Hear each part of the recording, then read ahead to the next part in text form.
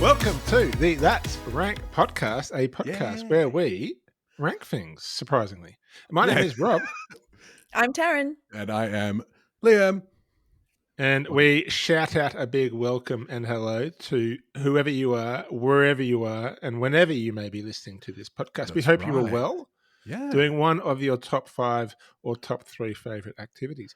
Now, this is the That's Rank podcast, a podcast where we do rank things. We spin a wheel, we get given a subject which comes from our listeners, and we each pick our number one of that topic, and then we battle them out in a battle rank.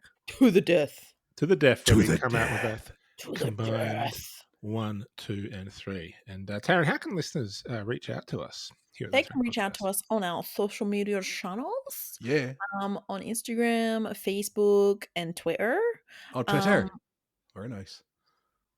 Did you interrupt me? Excuse me. I was in the middle of telling people how they can reach out. My apologies.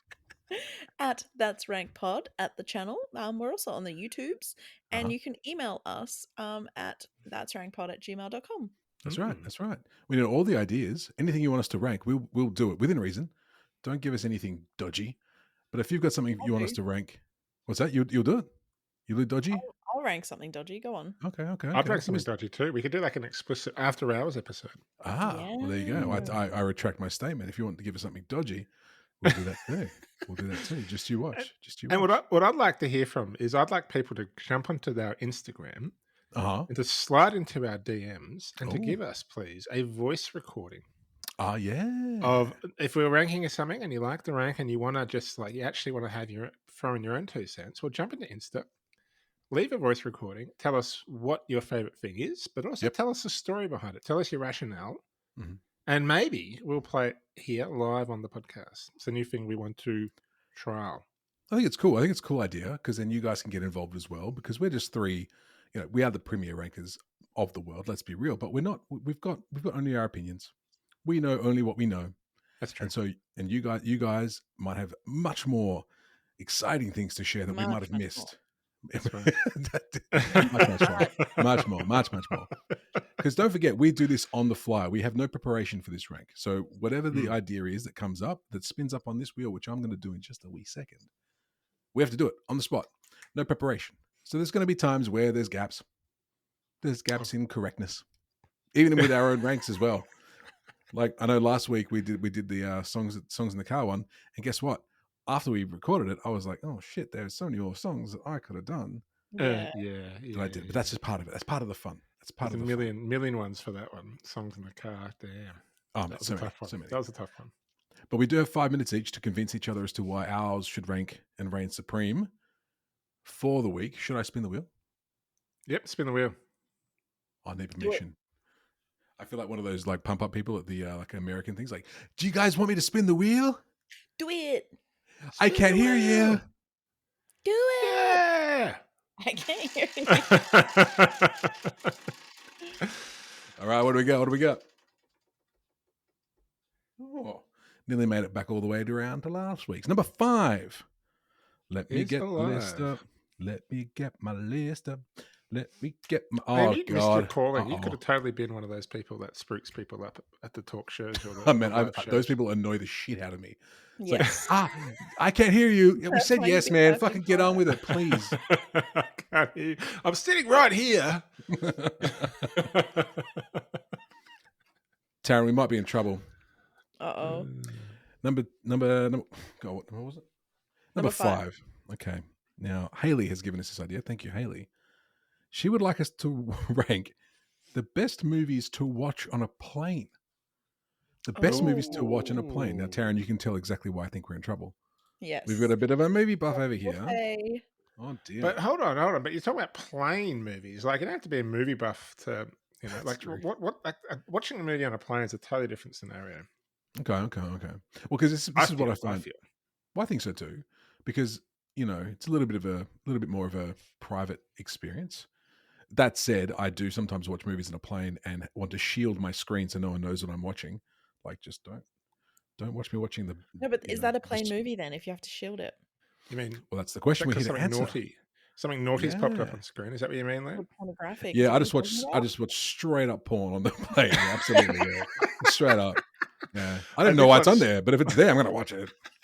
I did once watch a French film called Swimming Pool on the Plane, which does have a lot of full frontal nudity. Really? And I was just like, what is it? I was like, I've heard this movie's pretty good, like, because it was a little bit of a festival darling back in the day. It was Charlotte Rampling, and a French actress whose name I can't remember. Anyway, full frontal. But you remembered Charlotte and I was Rampling. just like, and as it was popping on the screen, that's why because it showed it was nudity of all ages, Liam. That's why I think it was quite a progressive movie, and it was celebrating all ages. I was so she was probably in her 50s or 60s when she made that film. And that's fine, but what's the all ages bit is a bit sus. Yeah, you're saying under 18? No, please, people. Well, that's what I was concerned. Pits. 18 and over. I mean, it is a French on the plane, but I remember it popped up, and I was like, oh, and I had to keep looking over my shoulder to be like, who's watching this movie with me? And especially because you always get the exit rows because you'll be at the front, so everyone's walking past you. That's true. I'm always at the exit rows. Everyone. Yep. And people always walk past at the wrong moment. Like it's been a whole film of like blood, guts, and gore, and at the last moment, someone's walking past and they're having like raw dog sex, and you're like, oh, like, I am so sorry. Yeah, the blood and the guts and the gore would have been totally fine, but like, isn't it funny? Isn't it funny how like what's normalized? Yeah. I had this image in my head of like the plane goes down and like, I'm in the exit row, so everyone has to pass my screen before as they go down the slide, and it's the like water frozen slide. on a bit. What you're just sitting there? You're just sitting there still watching the movie, still watching the swimming pool. It's just like Charlotte Rampling's all in the nud, and I'm like, or it just freezes on that screen as everyone has to leave. I'm like, no, thank you. I do find what even airline was that? Because I know that sometimes when you fly some of the Southeast Asian ones, they cut a lot of the stuff that is naughty or too violent or swearing. Like I can't remember which movie it was that I watched, but there was just like all the fun stuff because I watched it again afterwards, and all the fun stuff was just not in. I think it was Rambo. Really? Actually, I think it was Rambo. Really, one of the recent ones, which is just like complete violence. Like, have you guys seen one of the newer Rambos? No. So there's a scene where he gets on this Gatling gun, right, and he's literally firing into a guy's head from like 4 meters away, and those things like exactly right. So it's just like, and this guy's head just explodes. No, thank you. Exactly right. Quite graphic. Not in the airplane version. No, thank you. What are you guys looking for then when you're watching an airplane movie? Like, because I enjoy a good airplane movie. I enjoy that I'm on the plane and everything. I can't do anything else. Like, I'm just sitting there. So what do? I'm going to watch a movie, read a book, but watching a movie is probably like takes up the vast majority of time. What are you looking for? What are you looking for? Do you have any great experiences? It's so tricky because like I'm the kind of person that can't fall asleep during a movie unless I've seen it a million times and I know what happened. Yeah. And I don't really rewatch movies like that. So when someone puts a film on, I actually get quite annoyed if they're planning to fall asleep to it because it's like, well, now I'm going to be awake for another 2 hours and I have to see it through. So on the plane, if I do watch a movie and I want to fall asleep, I'll either not put a movie on or I'll put on like something that I know really well. But when I'm on a plane, I always look for something new because I'm like, it's not free because I paid for the plane ticket, but like it's something that I haven't seen before and I need to be entertained. So I often do look for like something actiony, something that's going to keep me entertained and awake because it passes like 2 hours of being on that plane. Yeah. I remember one time I went on a long haul from LA to Singapore and I thought, this is 18 hours. How am I going to pass this? And I put on, they had the Lord of the Rings trilogy on there. I thought, great. I get through 3 of those and that's half the trip done. And that was actually quite depressing in itself because half the trip, God, that's a long flight. That's a long flight. But I put them on and halfway through the first movie, I fell asleep and I didn't wake up for 12 hours. So that's my positive movie experience. Falling asleep. Back in the year, this is old man Rob Corner again, just for a minute. But back in the year 1994, me and my family went on a round the world trip. And we went to Hawaii, we went to America, went to Disney World, we went to London, we went to Hong Kong. Brags. And this was back in the day where you had like one, it was one of those planes where all the TVs just sunk from the ceiling and everyone had to watch the same one and you had the big screen at the front.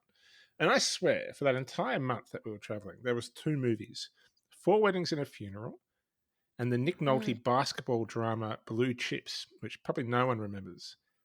No. I saw both of those films. I honestly think like 13 times because like it was just those films on repeat. And I remember repeat. people smoking on the plane. I remember people in the plane smoking at the time too. This is going back a bit, but it was just like I was just like, gosh, surely you can buy more movies. So when I grew up, so then I didn't take any big flights until I'm still waiting. So I'm still waiting then. Didn't take any big flights until I went backpacking in my early 20s. Jumped on Singapore Airlines, and then I was like, what is this thing? Like I had my own screen, and I had like 40 movies to choose from. And I was just like, oh my God, this is like the most amazing thing ever. Like I remembered those dark times when we all we're all forced to watch the same movie. And now was a massive breakthrough. Watching. It was a massive huge breakthrough. Huge breakthrough. And now it's just the selection's just got even better. What do you do? You can't even choose. You can't even choose. Sometimes you can't choose. Selection on the plane? Yeah. Yeah. Comparatively to Four Weddings and a Funeral or Blue Chips. Well, Taryn, that's what recent trip we went to Japan, right? Mm-hmm. Rob and I flew Singapore. You flew Scoot, right? So the low cost carriers don't give you anything. No, Singapore, but I've flown with an airplane that's got movies on it before. I'm not complete that's why material. I know, but I was quite. You seemed confused by the multiple movies on a plane. Yeah, but they're usually like half the films you've all seen before, and the other half are like foreign films or films that you're like. I reckon there would have been 150, 160 films on that plane, Rob. I reckon it would have been. There was a lot. There was a lot. Heaps. I've had some awesome discoveries in those foreign films too. I remember this one film. I watched this Japanese. Don't say too much, mate. You might give shit away, man. Don't say too much. This is not a film that anyone's ever heard of before. It just popped up on a plane. The rank is not specific film. Oh, what is it? Movies that you watch on a plane. It's not a film that you watch. It's movies. So it could be a genre. It could be a style. So that's what I'm saying. Don't say too much because you might be like taking someone's answer away.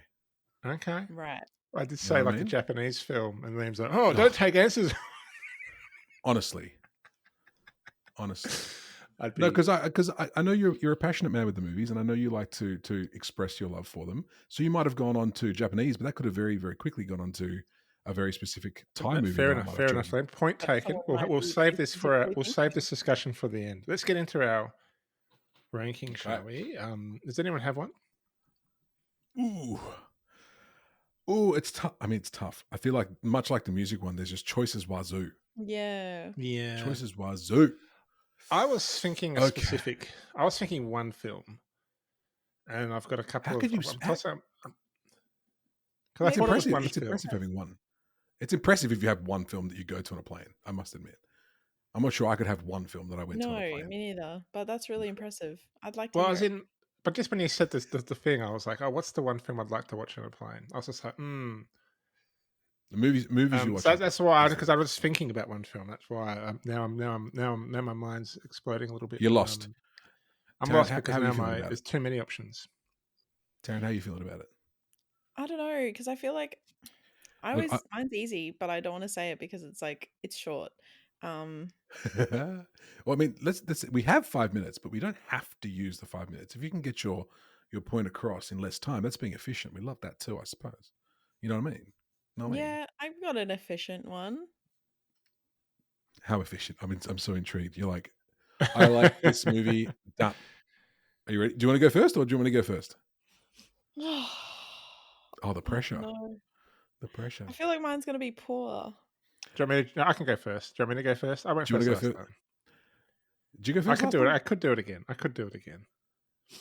I mean, I don't mind. I have no objections to Rob going first again. Taryn, to you? Oh, do you know what? I actually had something's just popped into my head that I used to watch as a kid all the time. Would you like to go? Yeah, go on. All right, Rob, thank you for offering to go first. But I think you went first last week. We'll let Taryn take the floor. Please do, Taryn. 3, 2, 1, go. So, sorry. My go-to films on the plane are usually a blockbuster.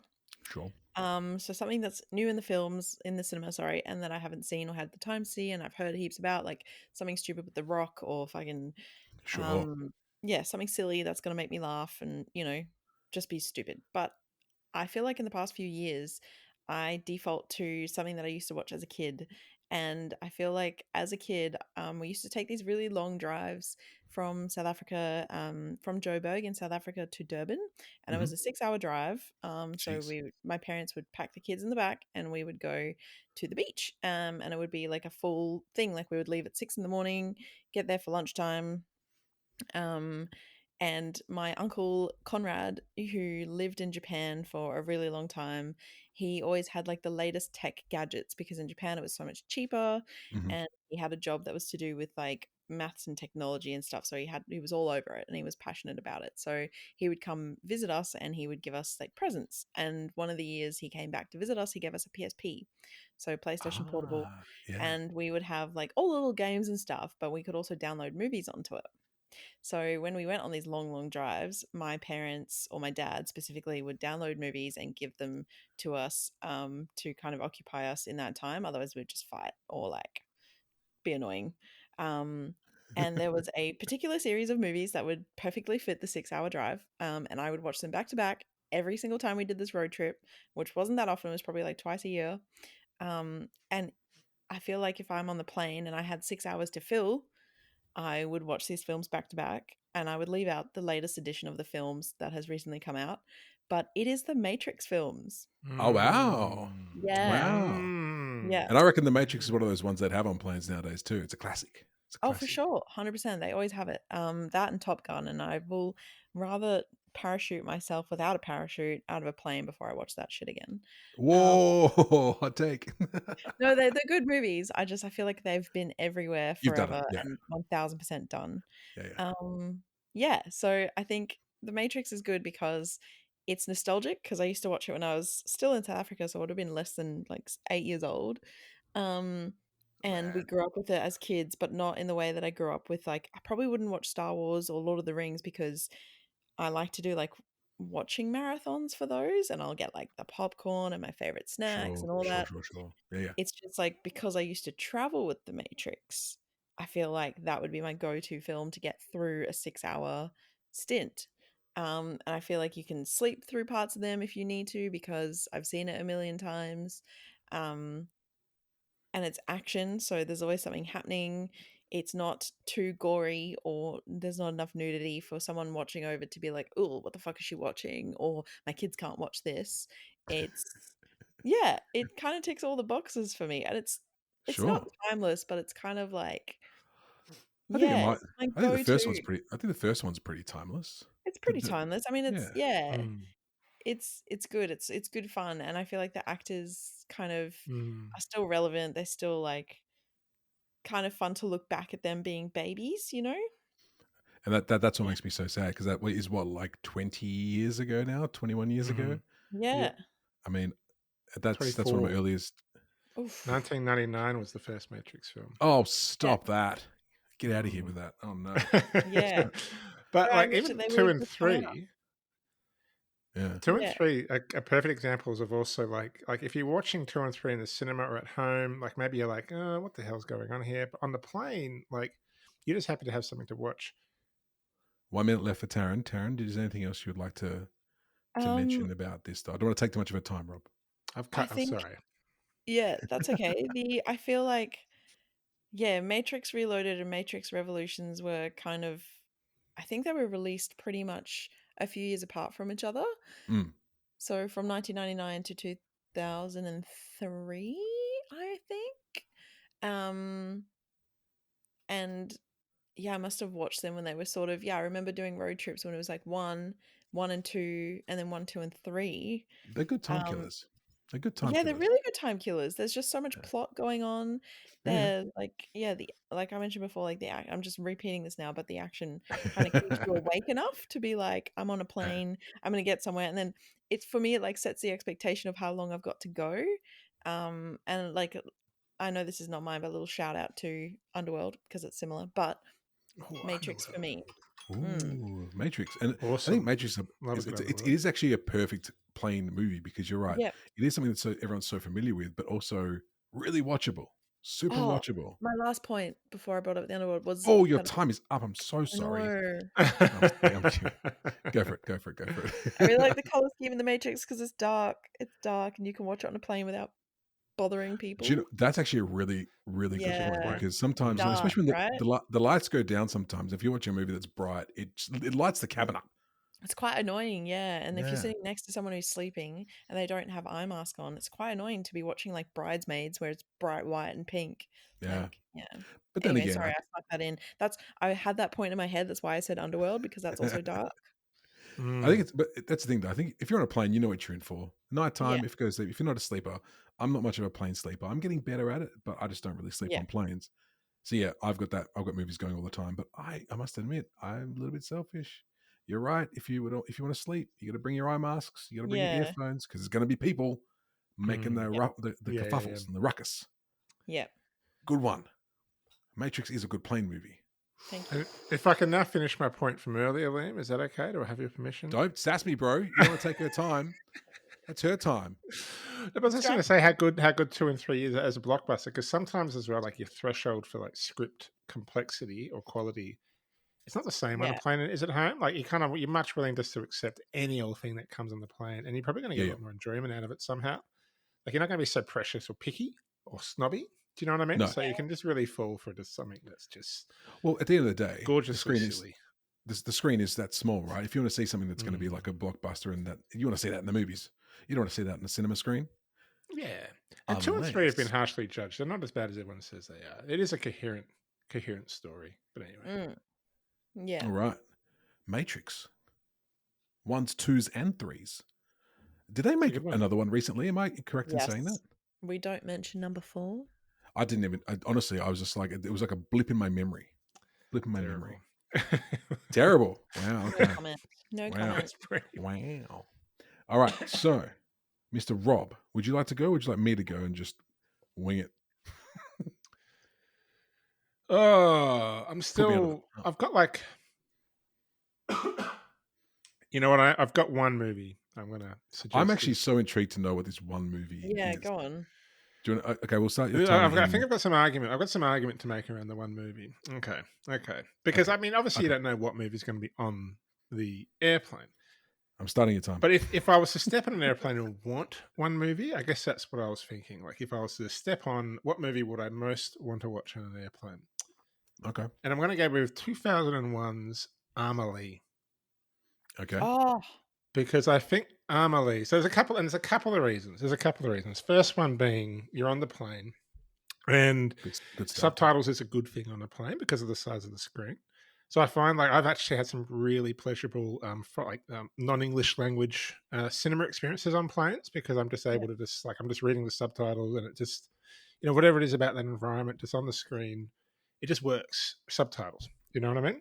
And Amelie is just a film that has such an amazing atmosphere to it as well. Like there is such a great color scheme to it, but it's also a color scheme and it's cinematography that doesn't necessarily need a big screen, because it is ultimately at the end of the day. And this is kind of where I think I've gone Emily, because at the end of the day, what I love on a plane is a nice little human drama, a nice little heartwarming human drama, because there is a thing called altitude adjusted lacrimosity syndrome.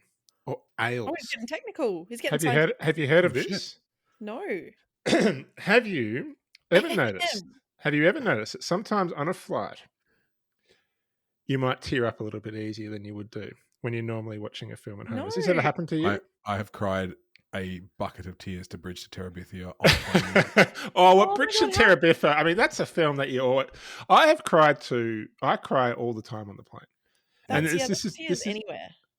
But Bridge to Terabithia, you'd cry anywhere. But like, there is a whole bunch of stories. Have a look at people crying on airplanes, because there's this whole thing about how people cry on airplanes, and someone's given it a name. Now, it's not a scientifically proven syndrome, but they've called it AILS, altitude adjusted lacrimosity syndrome. And it's just whenever there's a little bit of sentiment, whenever there's a little bit of heartwarm, like I just start welling up, and I'm not the only one. There is articles upon articles upon articles of people sharing experiences and stories about how they lost it to Bridesmaids, for example, like the end of Bridesmaids, or just something really kind of like something that you wouldn't normally choke up to. So I find maybe dodgeball, but I find that I do get moved a lot more when I'm on an airplane. So I was thinking to myself, like, how would I want Like, what's the perfect film for me on a plane? Well, it's international cinema. It's non-English language. It's something that's beautiful to look at, but it's ultimately human drama, heartwarming human drama that I can still access on that little screen. And it's one that's going to tug the heartstrings to the point where, if I'll definitely be getting some altitude-adjusted lachrymosity syndrome because I feel like it's a name someone made up because they started crying and he just wanted to be tough. I got a syndrome. It's a thing, man. Like I said, it's not a scientific like syndrome. It hasn't been studied enough to be in books. But there's a big thing about crying on a plane. Okay. I cry pretty much every flight. I'll cry. I think I watched on the way back to Japan recently. I chucked on my best friend's wedding, which was like, and at the end of that, I was like, even that movie, which is kind of like, I was just like there was a scene in that movie where I was like, like, and like it's you're trying to like hold on, and you're trying to like people don't notice me. Like I said, I'm at the exit row, so everyone's waiting up for the toilet. And they're lining up and they're just looking at me watching Julia Roberts' best friend's wedding, just like I embrace it, man. Sniff away, tear up. Oh, there's no shame, man, because it's altitude-adjusted lachrymosity syndrome. It's ALS. Altitude what? Sorry, about this, but I'm going to let you finish your 5 minutes before I take time. I have a so I'm going to go Amelie because Amelie ticks all those boxes. So international cinema, it's heartwarming, it's beautiful, It is. and the fourth point is that it has a beautiful soundscape. It does. It does. And that's key for me in a plane movie because sometimes I'm not always like, even if we like you say, we talk about sleep on the plane. Sometimes I'm on the plane and I'm struggling to sleep. Sometimes I put on films that I've seen before, which I know have good scores, good soundscapes, no surprising explosions or anything like that, because it just muffles out the background noise of the airplane, and it just helps bring. I can close my eyes, as I might often do in a plane when the movie's playing. With Amelie, you've just got that beautiful score that's just kind of sweeping up in the background. So it just ticks all those boxes, which is why it would be my number one plane movie. But I think that for all those other reasons, a little bit of ales, a little bit of beauty, a little bit of music, a little bit of accessible subtitle action.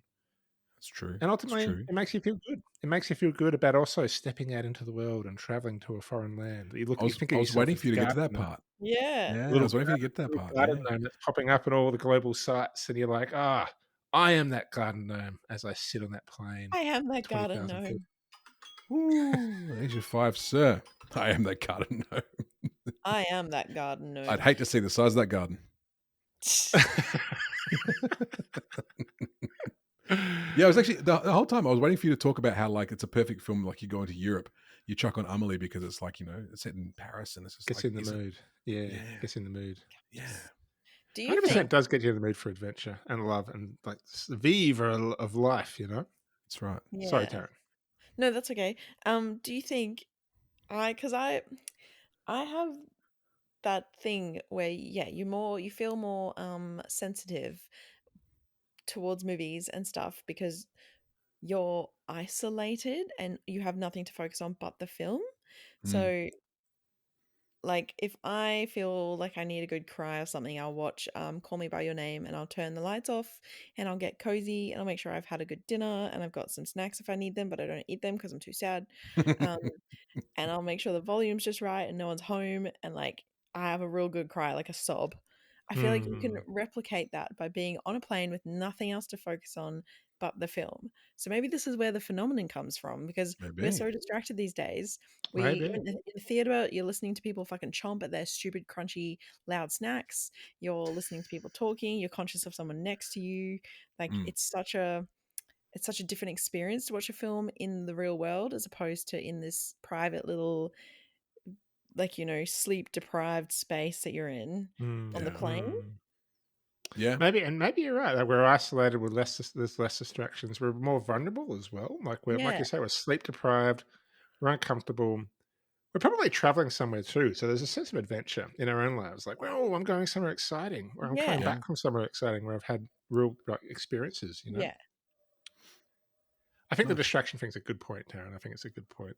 I would suggest you and everyone to have a bit of a Google and look at the crying on plane syndrome because there's some great stories. There was a This American Life episode on it, and people talk about their stories about crying on an airplane, and it's just like people are bawling to Sweet Home Alabama, I think, the Reese Witherspoon film. Like, there's just some really funny stories about bawling on an airplane. Yeah. No, I mean, also your natural disposition to crying. I'm a crier. I cry all the time. Yeah. I Amen. think Amen, girl.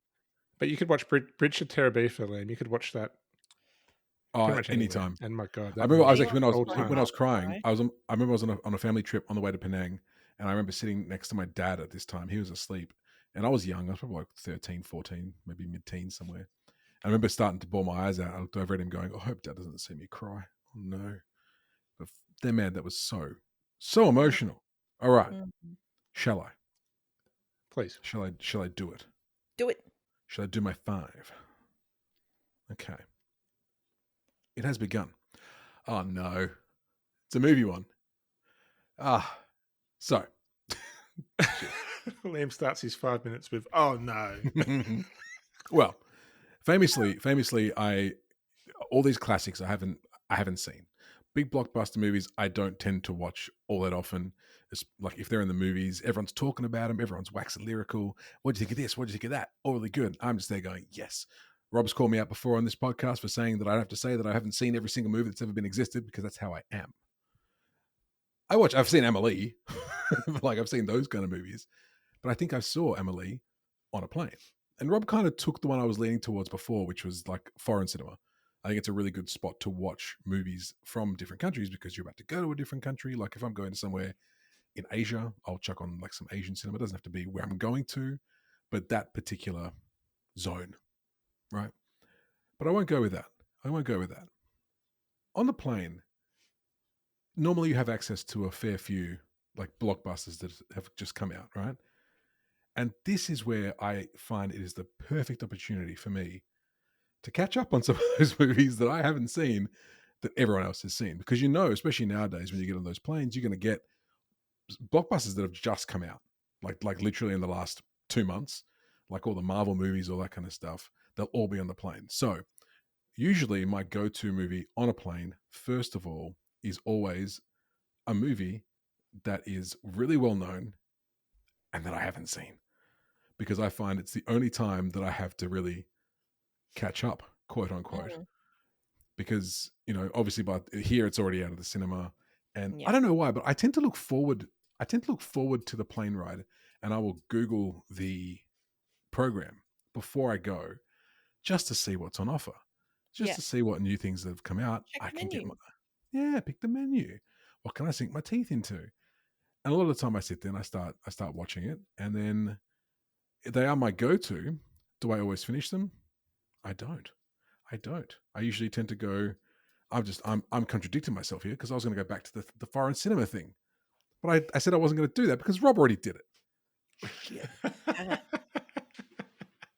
But no, it is usually my go-to. My go-to is, if not foreign cinema, then I'm going to watch a movie that's been out and about for ages and ages and everyone's talking about, and I haven't watched it. Do I have a specific example? Not really, because it depends on when you're traveling. It depends. Like this last trip, I think there was the I can't even tell you.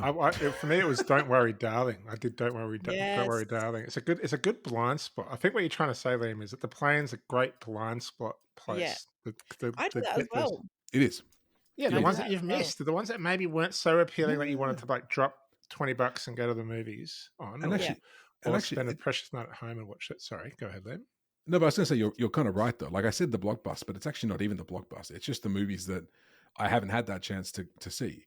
Like it's just anything at all, and it's not even a case of like not dropping the dimes, because I'll happily drop a dime. Well, what's happened there? Have you had a thought? No, just how hard this rank's going to be, because that's a good one. The blind spot plane movie. I was like, oh gosh, this is going to be. You've summed it up really nicely, actually. The blind spot. Fuck. Plane movie. One more time. Blind spot plane movie. It's a good chance. It's a good chance to go to, and I get excited by it as well. I mean, I get excited just by looking through the list and going, okay, what have we got? And a lot of the times I do find myself kind of erring towards the ones that I've seen before, because it's an easy go-to. Sometimes you want to get a nap in, but I try and force myself to go to those blind spots, because a lot of the times the best movies I've seen have been on a plane. Nope. The movies that I've been surprised by the most have been on a plane, is what I meant to say. Yeah. And may have missed out on the whole cinema experience, but I find that a treat more than a regular thing. 100%. But that's 100%. Yeah. Look, I've got 30 seconds left. I'll yield that 30 seconds. I think I've said what I got to say. I don't have anything else to say about it. It's the Blind Spot movie. I feel you. Like that's where I watch my silly films. Like, the ones with The Rock or John Cena or stupid shit like that. Where you're like, I'm not putting money aside to go see it, but it's a blockbuster. Like, I've got to go. You don't be on the schoolyard by the water cooler and people talking about this movie, and you're like, yeah, I know what you mean. Yes, that one. I get you. Yeah. So that's that's mine. Movies, man. Oh no, I really don't know how I'm going to rank these because, gosh, that's a good one. Matrix is a good one. Damn it. Well, you guys meant specific. This is going to be movies. hard. I just basically named. I basically named movies. Just any you haven't seen. The pleasant surprises, the pleasant plane surprises. So yeah, I had a great example actually back to Japan in which I experienced altitude adjusted lacrimosity syndrome. You can stop saying and that, a pleasant surprise. How do you remember? She said, That's a great film. I watched that. I watched that on the plane as well. I watched that on the plane as well. I would cry too much. Yeah, I cried. I bawled.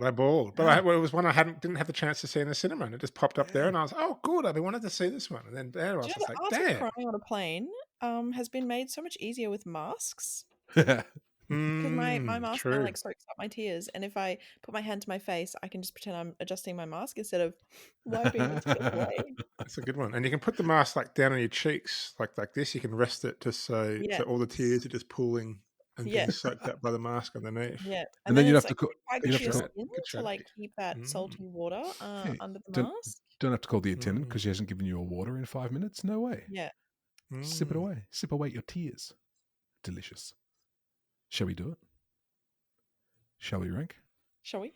Yeah. Oh shit! I gotta go first, don't I? Oh. Lordy Lord. Loudy loud. I like them all too. That's the problem. Because for very different reasons. Like the Blind Spot movie, it's good. I get excited. I get excited by it. Matrix, I can definitely see me watching that because it's action. It's kind of that sci-fi kind of stuff, and it's really easy, like an easy, exciting watch. Amelie, I can see people getting pumped up and watching it. Not pumped up, it's probably the wrong word, but involved in that kind of movie because you're about to go on an adventure and enter a new place. Oh man. Oh. Okay. What to do here? All right. Just because you guys chose and had very good reasons for specific movies, I'm going to Bartholomew the Blind Spot. I'm gonna number 3 the Blind Spot. I'll chuck in number 3. Do I get the most excited about the Blind Spot? You bet your ass I do. But for the purposes of this rank, I mean, your answers also kind of cover the Blind Spot, but in different ways because they're still types of movie. My question is, would I like the Matrix style more, or do I like the Amelie style more? I think if I'm going to be brutally honest, I think if I had a choice between those two movies to watch on a plane, I'd probably go the Matrix first before I went for Amelie. So for that reason, completely arbitrary alone, I'll put Amelie 2 and the Matrix 3. The Matrix 1, 2, and 3, number 1. Oh, but then no, I'll stick with it. Okay. You're welcome. Good reasoning. It's really tricky. Well, Rob's next, so you got some time. Damn it! I was hoping I thought I was just going to do it. That's what you're going to rank, and I was like, I honestly don't know. I'm a stickler for the rules, mate. Because I've kind of got the Blind Spot film, the heartwarming / international film, and then the classic action. Like I'm kind of perceiving like the favorite action, the favorite blockbuster. I'm kind of trying to put it all in those categories. And god damn, if you put it like that, it's very difficult. Yeah, very difficult. Because what would I choose to watch? But then also, what is my favorite experience on a plane? Now, I feel like I feel like I helped you out a little bit with your answer, Liam.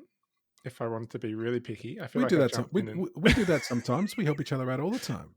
but I feel that actually is my favorite Ah. experience on a plane is the pleasant surprise. Yeah, The blind kinda spot is. surprise, the one that I never had the chance to see before, and I give it a crack, and it's great. They're all the great plane experiences that I've ever had. And Yeah, they it's often kinda have a true, little isn't bit it? of ails that occurs, you know? There's a little bit of teary action Well, in there's no some of those specifics to it, films. right? It's just like it's whatever's Oh, there that's blind. yeah. Yeah. So that is bad. That is my favorite. That's my number one. The surprise. I guess I'm kind of Wow. putting it as the blind spot surprise. You know, like the one that you just that got away from you. It's the one that got away that you just kind of like when you've got nowhere else to go. You like Yeah. it's the one that you weren't interested in before. And then when you've got nowhere else to go and you're feeling a little bit lonely, you're like, oh, right, I'll give this one a go. And then you realize, oh my God, this is meant to be. You know, it's one of those Yeah. stories. It's one of those love stories. Yeah. Yeah. You fall for the film. That's my number one, which takes me Wow. now Okay, thank you. to blockbuster, classic blockbuster versus heartwarming foreign drama. Oh, that is really hard. And if I guess I could go Amelie versus The Matrix.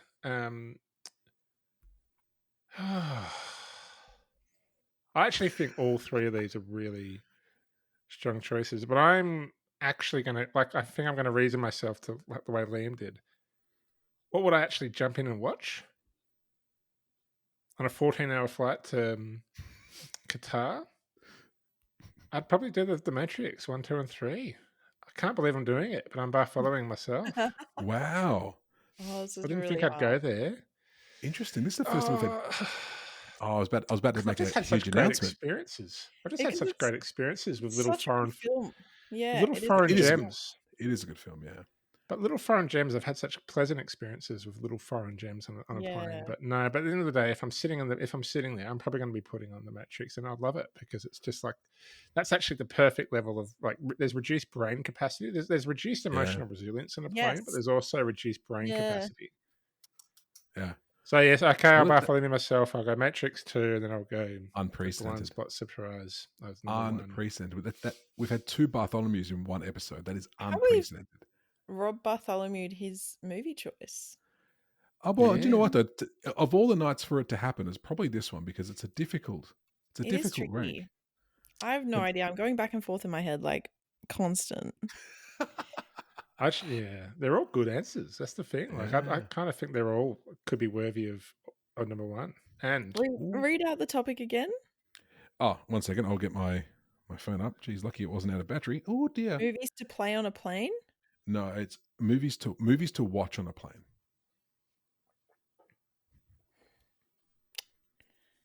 Okay, so yours was blockbuster.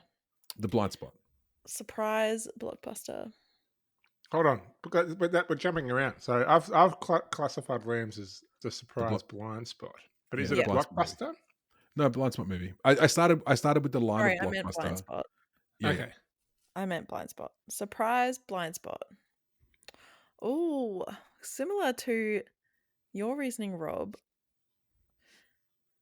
I think that would be my like initial go-to because I've already seen The Matrix.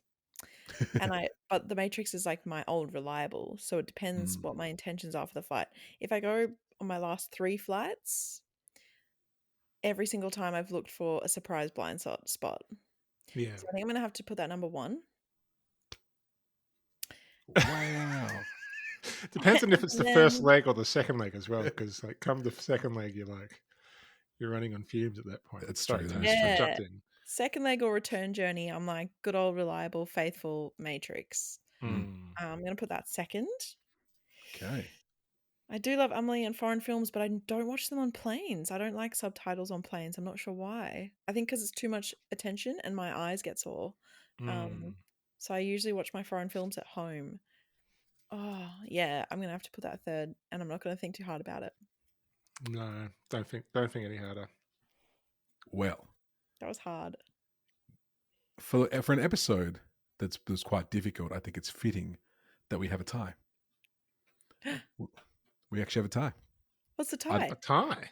Yeah. So, Taryn, was ranked 1 by myself, and then second by both of you.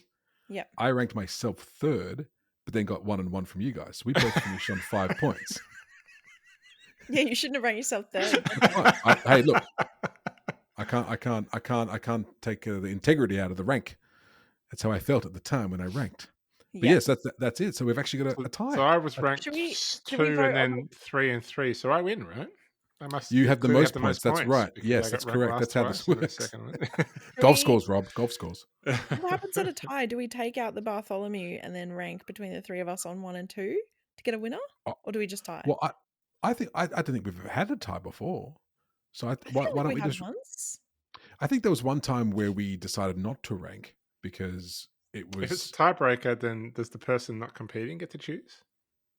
But you already have chosen, though. You want to choose again. Fire making challenge. I think the 3 of us should choose again. Out of the 2.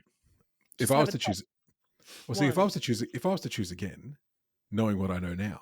Oh, you would choose yours, and me and Rob have chosen yours. Yeah, okay. That's why I think we just stick with the tie. Yeah, I think that does make sense. Yeah, I think a tie is good.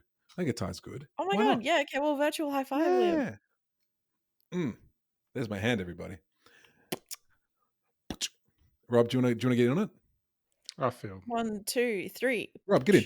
There it is. I feel like I contributed to the blind spot. So you did, and I'll take that. I'll take it because it was like in theory A, but realistically B. You helped a brother out because you know how I am with movies sometimes, trying to discuss them and talk about them. I don't do so well. You made a valid point though. You just went for what do humans do, and then I was like, oh my god, I do that. But like when I'm excited, I get on a plane, I do that. When I know that I'm traveling heaps, I do what I said I do. So I was thinking of it from 2 different perspectives. Yeah, that's where it gets tricky on the rank sometimes, my guys. That's where it gets tricky. All right, I think that's going to do us for tonight. Another episode in the books. So we did it. Let's say second place tonight is Rob with Amelie. Yeah, Amelie or the foreign the heartwarming foreign human drama. Flick. And then tied number 1 tonight was myself with the blind spot, thanks to Rob helping me out with that one, and Taryn with the Matrix series 1, 2, and 3. 1, 2, and 3. Blind Spots, all reliable. Matrix, Amelie, all great movies. Go watch them all. Go watch the Blind Spot. Yes, final thoughts. Who got them? Look, I can do it. I mean, we've all got a final thought. This is travel. Yeah. We're talking about travel, and I think we're talking about the fact that we have this strange relationship with travel now, in which we step onto this cubicle in the sky, and we strap ourselves into a chair, and we eat food, and we watch movies, and then at the end of it, we open the door. And we're in a different part of the world. Yeah. It is, as the old expression goes, it's not about the destination. It's about the movies you watch on the way. It's a famous saying. Famous saying. So I think there is something to be said. Like everything that happens on that journey, the way we travel, the way we have a journey now is different. But every now and then, you'll still experience, while locked up in a metal box in the sky, you'll experience an emotional awakening, a realization, a moment of a piece of cinema that still moves you. And I think that is the most important part about the flight on a plane. It is about those pleasant surprises that you stumble across when you're forced to watch things because you've got nowhere else to go. That can still be not just as memorable, but that will still have a memorable, cathartic experience, almost as much as the journey itself. Embrace the film. Embrace travel. This is the worst one I thought I've ever had. I've lost my point. It's going. Approach the movie list on the plane as you approach your journey. Take risks. Seek new adventures and surprises. And you never know what you might find. Yes, I got there. That's beautiful. I almost lost it. That was a ramble. You brought it back, buddy. You brought it back. Thank you. See you next Tuesday.